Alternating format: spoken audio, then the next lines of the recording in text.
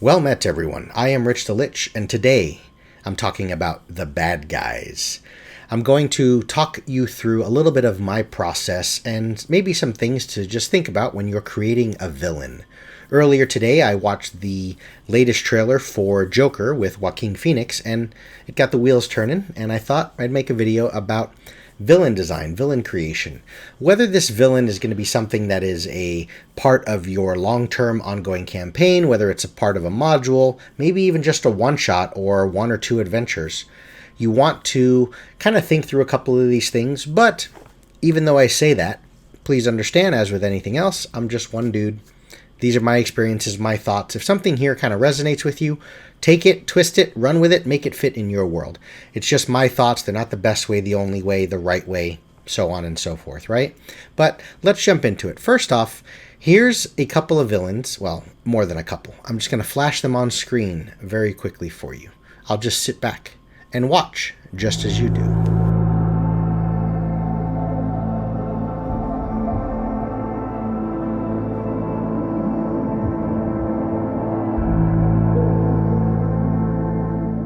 Pretty recognizable, iconic group of people. So I'm going to go through and just read top to bottom here.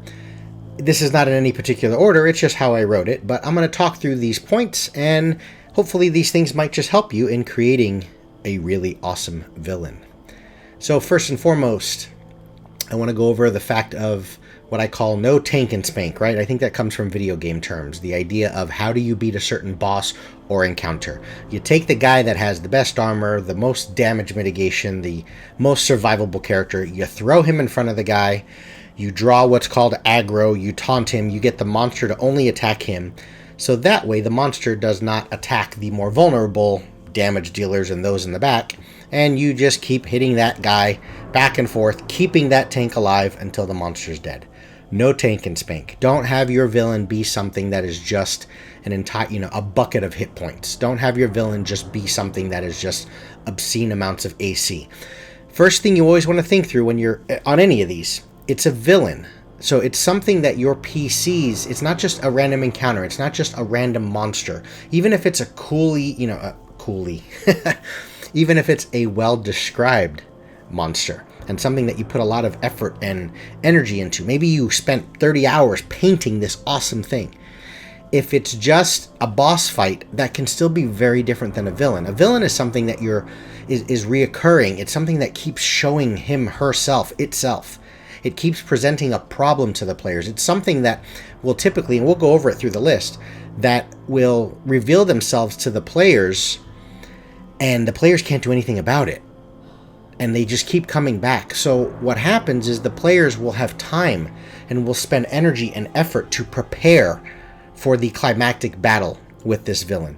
As such, you don't want to have the villain just be a bucket of hit points or just really high AC, because if it's just purely mechanical numbers in that regard, the PCs will figure out how to overcome that. Okay? Maybe they'll use certain spells that don't require ranged attack rolls. AC doesn't matter at that point. So just be careful with the no tank and spank mechanic. Don't have your villain become just a tank and spank type of thing. That has to be a lot more diverse than that. You'll have time to work through the villain and start to adapt to the strengths and the various skills and the leveling up of your PCs as they navigate through your world to adjust it. That final battle doesn't have to happen until many, many sessions later. Hell, it might not even happen until a year later. If you're playing in something like you saw Strahd on there, Curse of Strahd, from when he may present himself early on, depending on how the DM runs it, to that final climactic battle, that can be a long amount of real-life gameplay time. Or real-life time, I should say.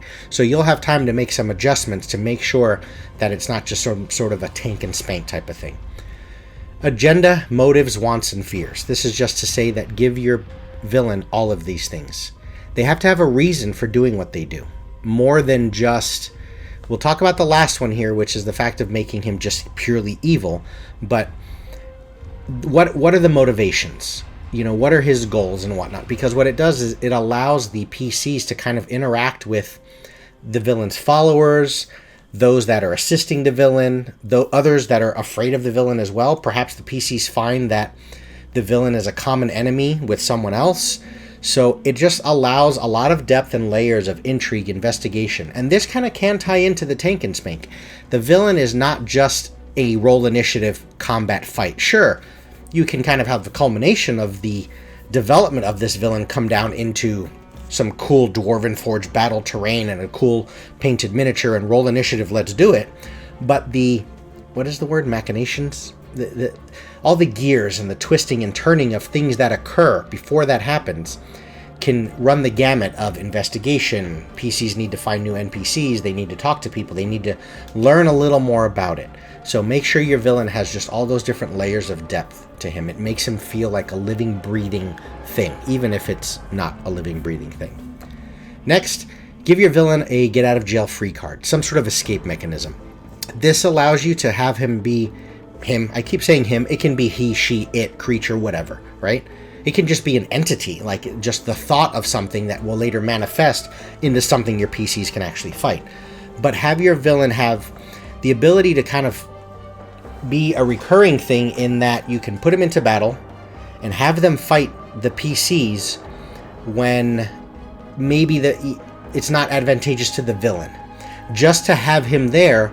And it's always so frustrating when the bad guy, especially the one that you've kind of heard about for 2-3 levels that's been causing a lot of grief and problems for the group, gets away. That's always a very frustrating thing. You don't want to go overboard with it. Be careful with playing with the emotions of your PCs, but frustration is a very powerful tool for your villain. Kind of that, oh, damn it, we almost had him. Give him something that the PCs, even if you have to hand wave it, these are not the droids you're looking for. Give him, her, some sort of mechanism that just allows the villain to get away. And there's nothing the PCs can do about it, okay? Next, take something important to one or more of the PCs, perhaps from the group. Perhaps there's a key NPC that is integral to the completion of a really long story arc, and your villain kills that NPC. If you put a lot of value and a lot of good choices and gameplay into each of those steps, it's still worth it because the PCs went through some awesome gameplay, even though they didn't get to finish it.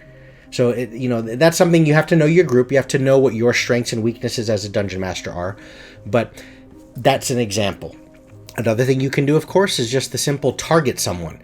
If you keep having campaigns, and you're creating new villains, or perhaps multiple villains throughout the course of a single campaign, don't keep targeting the same PC.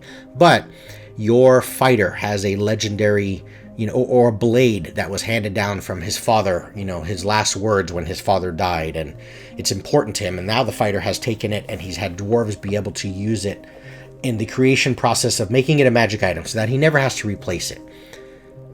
The villain steals that from him. Something happens with some sort of rust monstery thing, and it's just gone. So take something that's very important to the PCs. Of course, you can always, do the thing where you harm family members and whatnot, but you always have to be careful with villains because they can be very, if you look at the pictures I showed, these are villains that just have a very kind of sick and twisted dark side to a certain extent. So you have to know what flies at your table, taboo subjects, sensitive things and whatnot. You don't have to poke and prod that much to the group. So I think the best advice I can give with that is, and I don't want to talk about it too much more, is draw on the emotions of the PCs, not the real life players. Yes, get some attachment in there. If it's something that's just sort of repulsive in like a food type of way, right? Like I have one guy that I played with for 30 years, a friend, 25 years. He hates mayonnaise.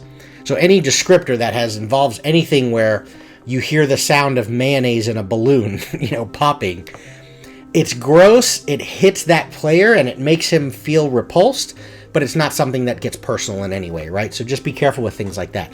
But you still want to take something or attach the villain in some way to something that's really important or that matters to the PCs. It makes them hate him more.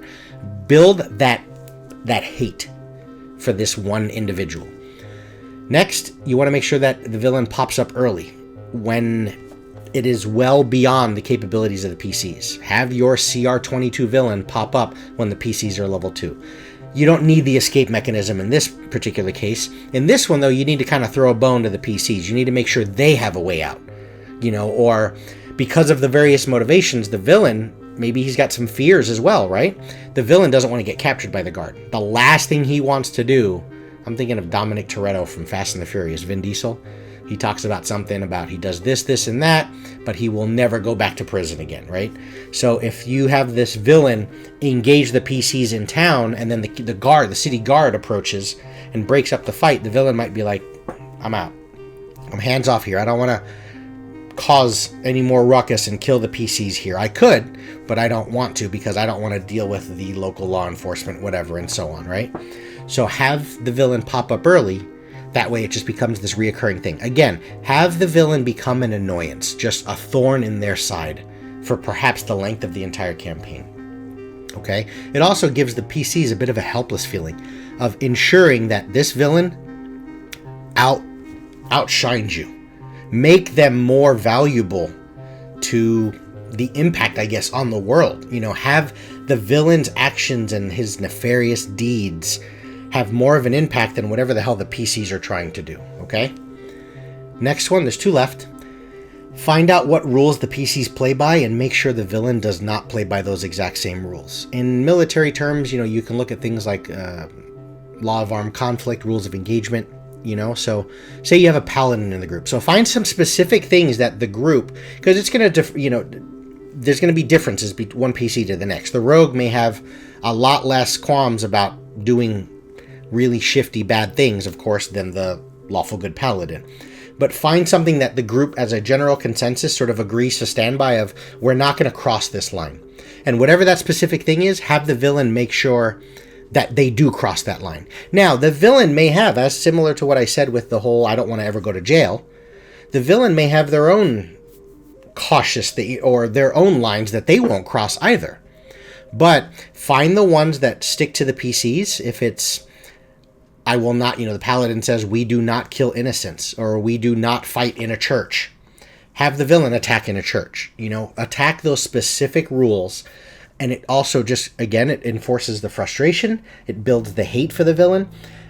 Becomes an annoyance because the PCs now have that sort of internal conflict, that moral dilemma of, guys, if this keeps happening, we need to talk to the paladin PC and we need to, dude, we have to fight back. We can't follow these rules anymore, you know?